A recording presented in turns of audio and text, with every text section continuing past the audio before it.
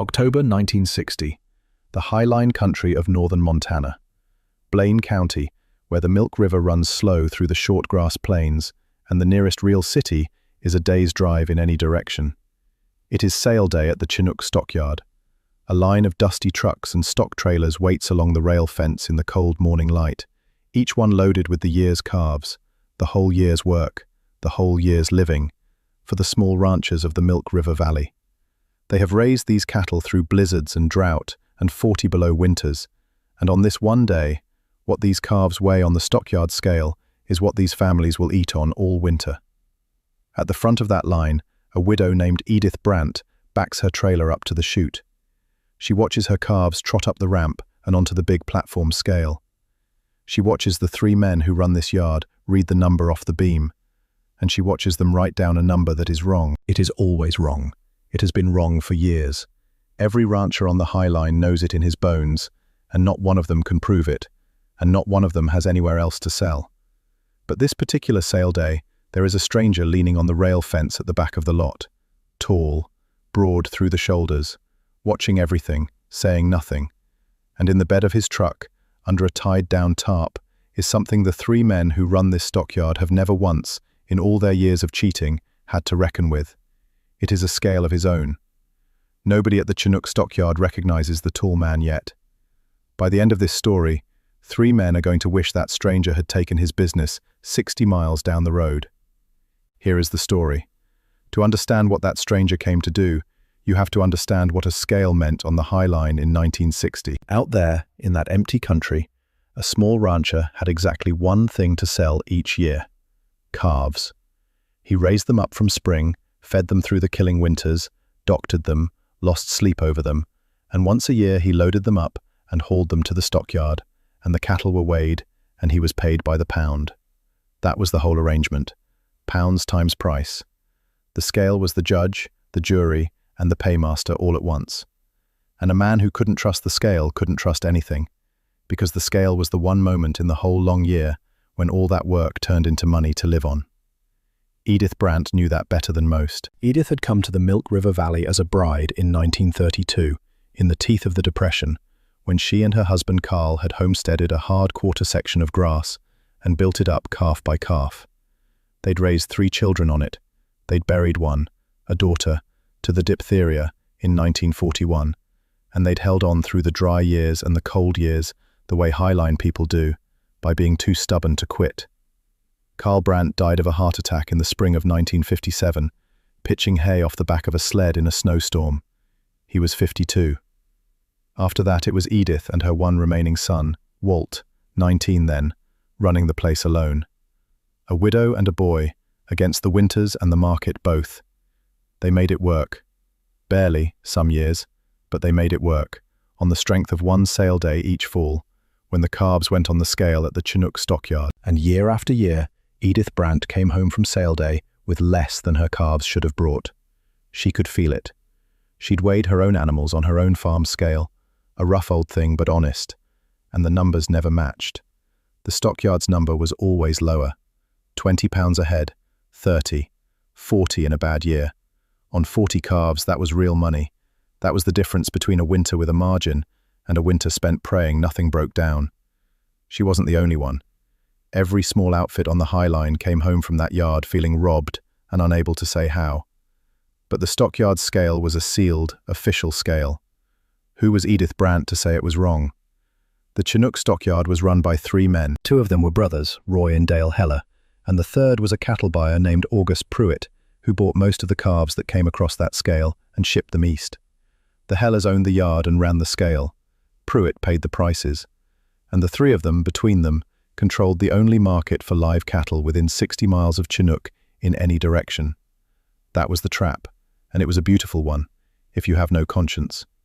60 miles, on Highline roads, with a trailer full of calves shrinking and stressing every mile. A small rancher simply could not afford to haul his cattle anywhere else. The next yard was a day's drive each way, and a man would lose more in shrink and fuel and time than he'd ever hoped to gain. So the small outfits were stuck. They sold to the Hellers and Pruitt, or they didn't sell at all. And the Hellers had rigged the scale. It was a simple thing in the end.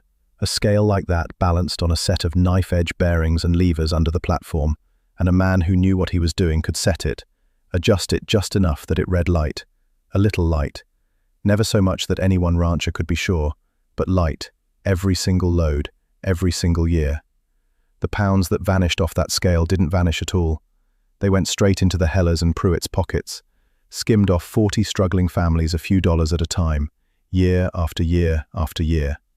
They were careful about it. That was the worst part. They were friendly men, the Hellers. They'd shake your hand and ask after your family and josh with your boy. And then they'd read your calves 20 pounds light and write it down with a smile and hand you a ticket and a check that was just enough to keep you coming back and never quite enough to get ahead. A few men had complained over the years. Roy Heller would frown, real concerned, and offer to run 'em across again, and the number would come out the same because the scale was rigged the same. What was a man going to do? Drive a county over to fetch the state weights and measures inspector, who came through once a year if that, and who somehow always found the Chinook scale in fine order whenever he did come. Folks wondered about that too. Folks wondered a lot of things on the High Line, quietly, and went home and made do. That was the villain. Not just 3 crooked men.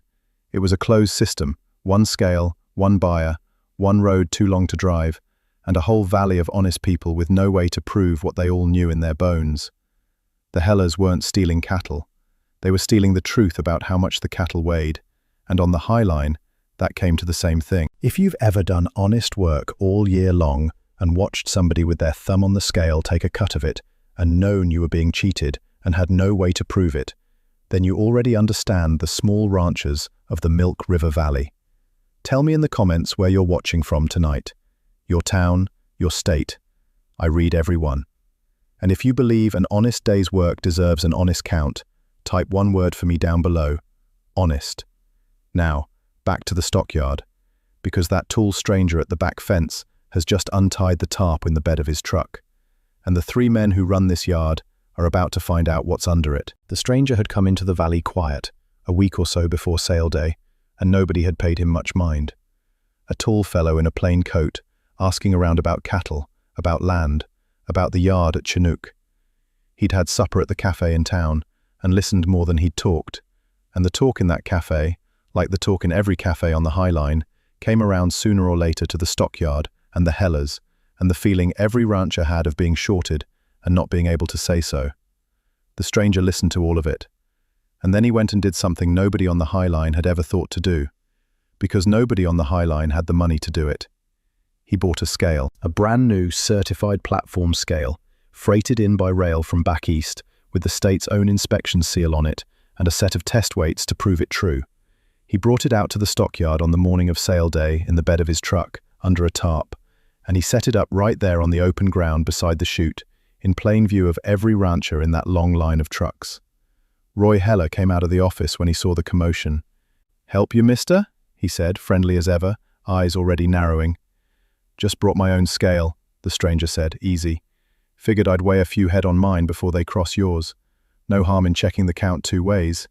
Man likes to know what he's selling." Roy Heller's friendly face went a little stiff. "Our scale's sealed and certified, friend, state inspected. You're welcome to use the yard scale like everybody else." "I'm sure it is," the stranger said, "and I'm sure they'll match then. Won't take but a minute to be neighborly about it." Now, here's where the easy version of this story would have the stranger shout thief and start a brawl. That's not what happened. The tall man never raised his voice. He just turned to Edith Brandt, who was first in line, and he tipped his hat. "Ma'am, would you mind running your calves across mine first? I'd take it as a favor. Won't cost you a thing." Edith looked at the Hellers. She looked at the stranger, and something in his calm made her nod. They ran her 40 calves across the stranger's certified scale, and the stranger wrote the weight down big and plain on a board for everyone to see. Then, they ran the very same 40 calves, not 5 minutes later, across the Chinook stockyard scale. The number came out 240 pounds lighter. 240 pounds, on the same animals, 5 minutes apart. A sound went through that line of ranchers, low, like wind before a storm. Because every man and woman there did the arithmetic at once. 6 pounds a head, times 40 head, times the price, times every sale day for every year any of them could remember. The stranger had not accused anyone of anything. He'd simply weighed the cattle twice, in the open, on a scale the state itself had sealed, and let the two numbers stand side by side on a board where they could not be argued with. Roy Heller's friendly face was gone now. "That scale of yours is off," he said. "Cheap freight scale, means nothing." The stranger reached into his truck and lifted out the set of certified test weights, each one stamped with the state seal. "Then let's test mine right here," he said. "Yours too. State sent these along with the scale to prove it true. We'll put the same weights on both and let everybody watch the beams." He looked at Roy Heller, level and quiet. "Unless you've got some reason your scale shouldn't be tested in front of your neighbors." That was the whole game, laid bare in one sentence. Roy Heller had no answer for it. A man can argue with a rancher's gut feeling. A man cannot argue with a certified state weight sitting on the beam in front of 40 witnesses. Now stop and think about how the tall man did it. He didn't come in with fists. He didn't come in with a lawman or a lawsuit or a single threat. The Hellers had beaten all of those before. They'd outlasted complaints and inspections and angry men for years because their lie was sealed up inside an official-looking scale that nobody could open up and check. So the stranger didn't try to open their scale. He brought his own. He brought the truth and set it up right next to the lie, in the open, in daylight, where the two numbers had to stand side by side and answer to each other. He let the cattle do the testifying. He let the beam do the talking. That's the difference between a man who fights a crooked system and a man who beats one. One swings at it. The other makes it stand in the light and weigh itself. Stay with me. Because what happened to those three men is only half of it. The reason that stranger came to the High Line at all, the reason a man like him would buy a scale and freight it across the country to a stockyard in the middle of nowhere, won't come clear for almost 60 years. They tested both scales that morning in front of the whole line of ranchers. The stranger's scale, with the certified weights on it, read true to the pound. The Chinook stockyard scale, with the very same weights, read light. Plain as day for anyone to see. There was no more arguing to be done. Roy Heller stood there by the beam with his ears gone red, and his brother Dale wouldn't come out of the office at all. And the buyer, Pruitt, who'd been so friendly every other year, suddenly found business that needed him elsewhere. The stranger didn't gloat. He simply told the ranchers, plain, that nobody had to sell across a crooked scale, and that the law would have an interest in a sealed scale that read light in front of 40 witnesses. And then he did one more thing. He stayed, and he made sure the calves got weighed honest that day, across his scale, with the numbers written down fair, and he saw to it that word got to the right people at the state. Within the month, the Chinook stockyard scale was pulled, inspected for real, and condemned. The how and the why of it being passed all those years got asked about in offices a long way from Chinook, and the inspector who'd kept finding it in fine order found himself with a great deal of explaining to do. The Hellers lost the yard. Pruitt lost his cozy little arrangement and took his buying elsewhere, and good riddance. And the ranchers of the Milk River Valley, for the first time in longer than most of them could remember, got weighed honest and got paid for what they'd actually raised. Edith Brandt came home from that sale day with a check bigger than any she'd carried home in years. Not because the price had changed, because the truth had. The stranger, for his part, took his certified scale, loaded it back into his truck, and was gone from the valley within a few days, as quiet as he'd come. He left the scale's set of brass test weights behind, gave them, in fact, to Edith Brandt, of all people, and pressed one in particular into her hand. A single brass weight, stamped with the state seal. A fair weight. "Keep it where your boy can see it," the stranger told her. "A scale tells the truth, or it doesn't. Make sure his always does." Edith asked his name. He just touched his hat and said, "A friend of an old friend, ma'am," and he was gone. For years afterward, the ranchers of the High Line told the story of the stranger who brought his own scale, and for years they wondered the same thing Edith Brandt wondered every time she looked at that brass weight on her windowsill. Why? Why would a man with the kind of money it took to freight a certified scale across the country on a whim, bother? Chinook, Montana was nobody's idea of important. The small ranchers of the Milk River Valley were nobody the wider world had ever heard of. What was any of it to a stranger? The answer, like the answer to most things on the High Line, went back further than anybody guessed. It went back to a man named Karl Brandt, Edith's husband, dead 3 years by the time the stranger ever set foot in the valley. Long before the homestead, before Edith, before any of it, Karl Brandt had been a young hand who'd worked cattle all over the West, wherever the work was. And on one of those outfits, years and years before, a young Karl Brandt had worked alongside another young man trying to make his way, and had done that young man a hard kindness once, the kind a man never forgets. Karl had stood up for him when it would have been easier and safer to stay quiet. Karl had told the plain truth in front of powerful men who didn't want to hear it, and it had cost Karl that job, and he'd never once complained about it or asked for anything in return. The young man Karl Brandt stood up for went on to do well in the world, better than well. And he never forgot the cowhand who taught him, by example, that the truth was worth more than a paycheck, that a man who'd put his thumb on the scale of his own conscience to get along wasn't worth much at all. He'd meant to find Karl someday and tell him so, but the years run long and good intentions sit on a shelf, and by the time the man finally came looking, Karl Brandt was 3 years in the ground on a hard quarter section in Montana, leaving behind a widow and a boy who were being cheated, a few pounds at a time, by 3 men with their thumbs on a scale. And the man decided there was exactly one way to repay Karl Brandt that Karl would have understood. Not with charity, not with a check that would have shamed a proud widow, with the truth, weighed out fair, in the open, for the whole valley to see, the same gift Karl had once given him. So, he bought a scale. Edith Brandt ran her place for another 20 years, and she ran it honest, and she got paid honest, and her son Walt ran it after her. But it was Edith's granddaughter who carried the story furthest. Her name was Karl. Karl Brandt grew up in that ranch house with the brass weight on the windowsill, and grew up hearing the story of the stranger who brought his own scale and weighed the truth out loud, where 3 crooked men couldn't lie about it anymore. That story marked her.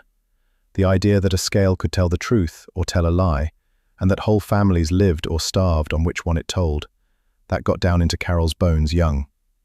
Karl went off to school, the first in her family, and she studied to be exactly what that valley had needed for 40 years and never had, an honest inspector.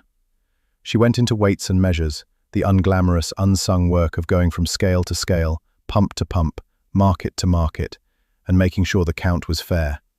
The work the corrupt old inspector had pretended to do. The work the stranger had done for one day with his own 2 hands. She was good at it, and she was incorruptible.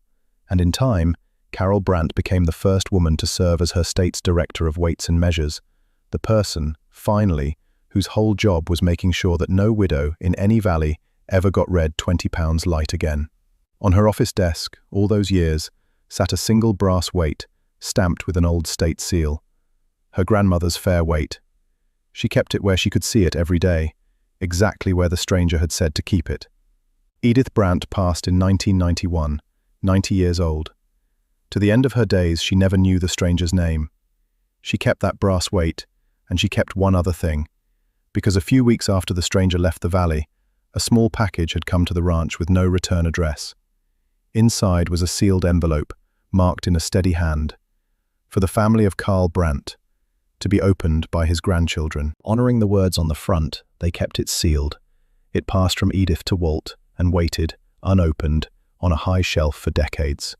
And it was Karl, Karl Brandt's grandchild, the inspector, the one who'd given her life to honest scales, who finally opened that envelope in the year 2018.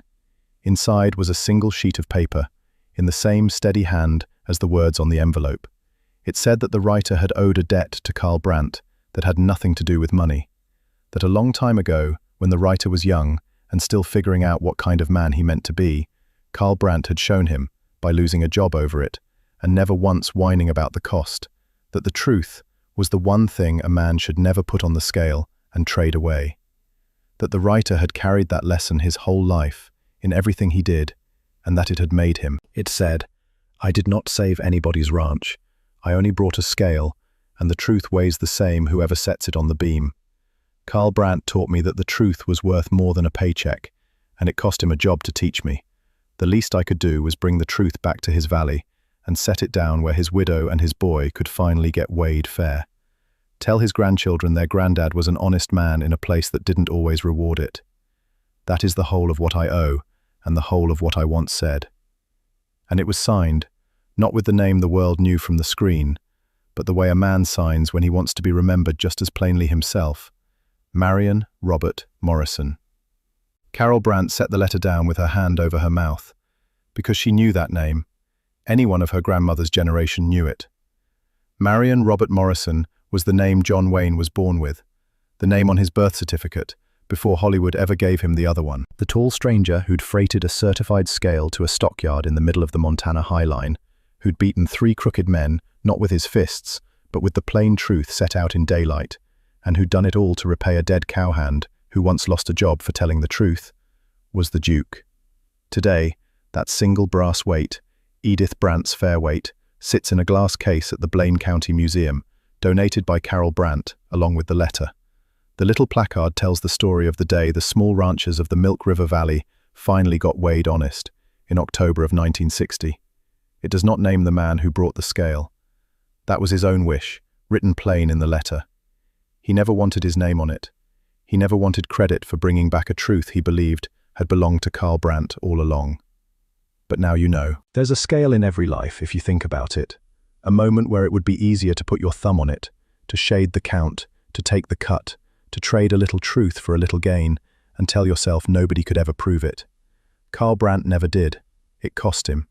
And one quiet stranger spent good money and crossed a country to make sure that, just once, in one forgotten valley, the truth got weighed out fair where everyone could see it. They don't make men like John Wayne anymore.